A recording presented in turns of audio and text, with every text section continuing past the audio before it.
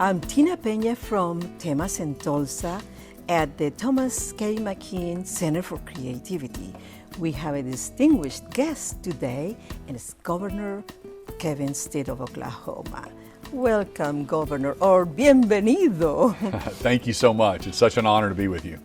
Thank you for joining us, Governor. I know that we appreciate you taking the time to come and connect with our community and discuss HB 4156, the recent law you signed. Yes, ma'am. Yeah, Governor Stitt, with the recent signing of House Bill 4156 into law, there has been quite a bit of confusion and concern with our community, within our community. And we appreciate you addressing these issues here on the show.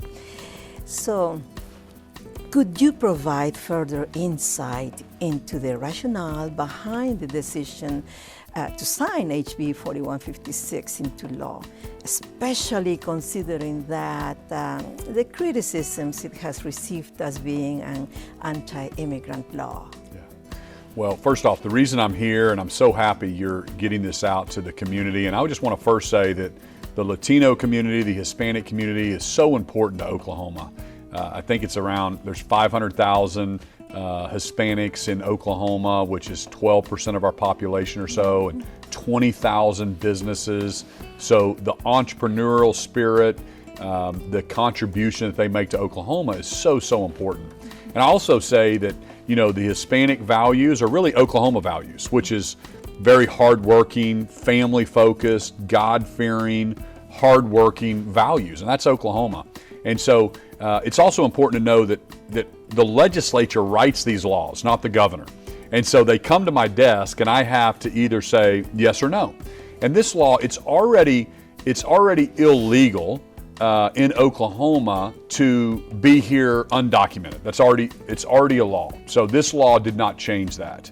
And so I want the community to know that if you are working hard, if you are part of the community, if you're chasing the American dream, we want to try to figure out a way for those work visas. And that's why I signed, at the same time I did this law, I did a great signing statement to try to bring clarity. Mm-hmm. And then I also set up a task force to study how can we do work first permits in Oklahoma, because the Biden administration, quite frankly, has failed us, okay?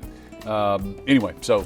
Great, and we'll talk about the task force. I'm so glad that you decided to create one, but considering HB 4156 impact on law enforcement's relationship with our communities, especially with our immigrant community, particularly tax-paying undocumented workers, how do you plan to address concerns about potential racial profiling and trust issues? Because those are the questions right now. Yeah. And I've talked to not only the Highway Patrol, but I know Oklahoma City PD, Tulsa PD issued statements. They're not going door to door. They don't have the resources. They're not going to be rounding people up. They're not going to be saying, hey, undocumented people, pulling people away from families. What they're trying to do, and I think the intent of the legislature was to put more tools in the tool belt, that if there's people illegally involved in the marijuana industry, you've got to realize there's 52,000 Chinese nationals that come across our southern border. It's really an effort to push on the Biden administration to have a secure border. We want safe communities, and as long as you're working hard and you're paying taxes and you're part of the community, I don't think you have anything to worry about. That's at least what the law enforcement has told me. And again, this law did not change anything. It was already illegal to be here undocumented anyway. Okay. In this bill, we're talking about DACA's okay, work visas, work permits, green cards.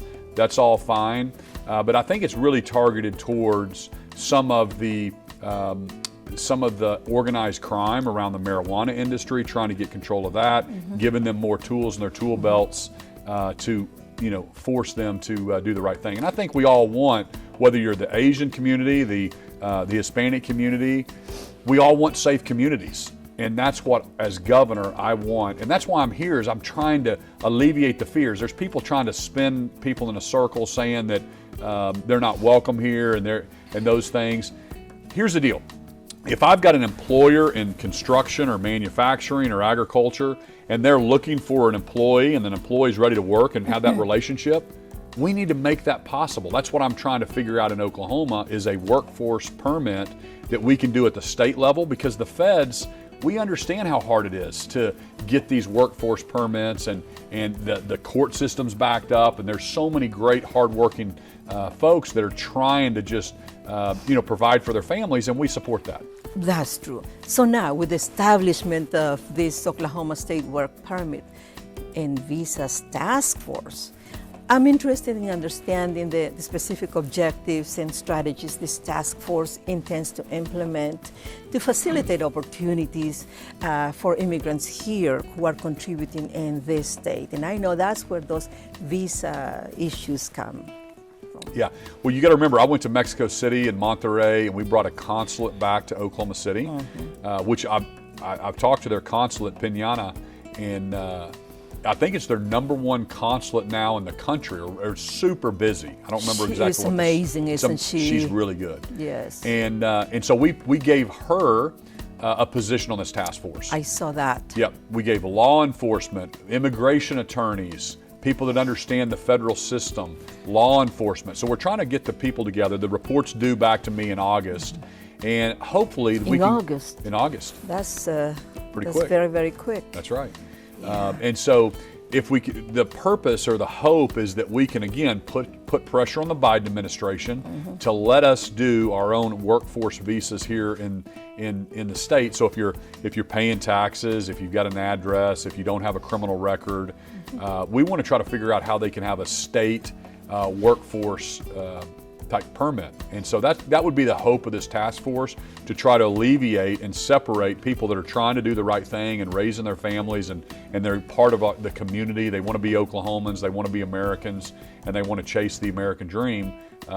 That's who we want in Oklahoma.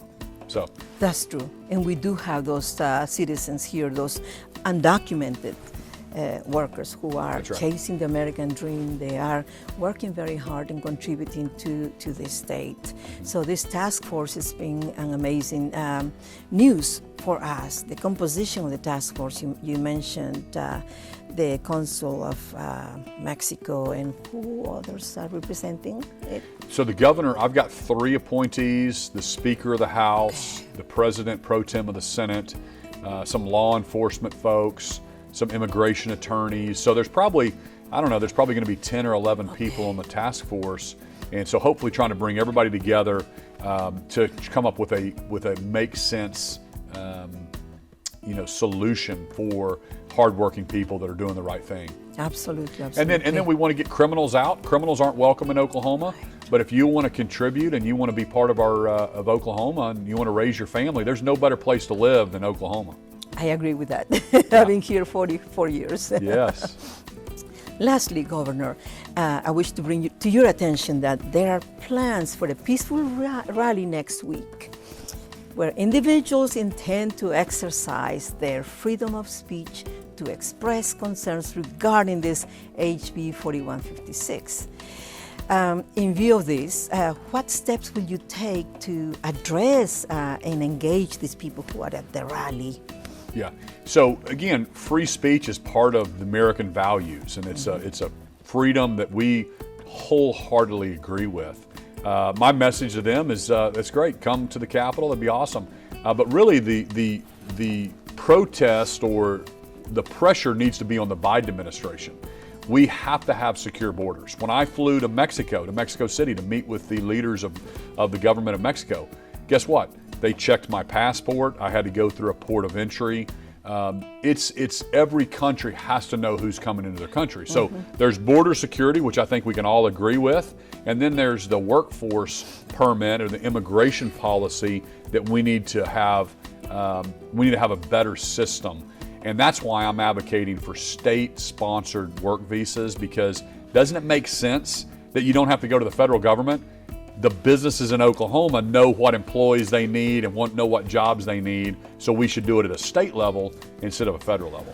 And like you said, to use your own words, in a perfect world, it'd be wonderful if governors could actually be authorized to work on the H-1B visas, because you know better who's here in Oklahoma and who, if they're undocumented, they could have these visas, and that would be the perfect answers for undocumented workers in Oklahoma. That's right. And then, but the other thing people need to realize is we've got such a great healthcare system in Oklahoma, and we have in the United States, and we have a great safety net.